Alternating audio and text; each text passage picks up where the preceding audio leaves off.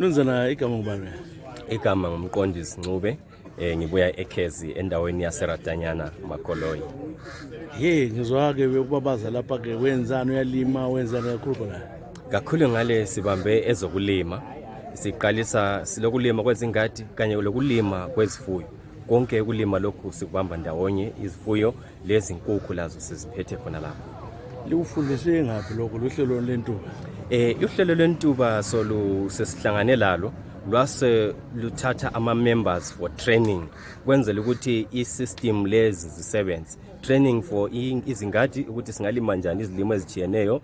Sahamba sayetraina e-TMG laphana eNathisa. Ikho sathola khona ulwazi oluningi olwezifuyo, olwezinkukhu kanye lezilimo.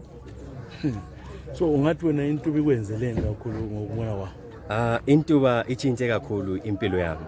Esiqalise ukuthi amanzi okunatha ebesiwasebenzisa emveni bese irelaya kakhulu ngamanzi omfula ogelezayo, which means uyavumelana nami ukuthi ahlanzekanga, ayi-threat to izimpilo zethu. So emanzini okunatha sesingu number 1.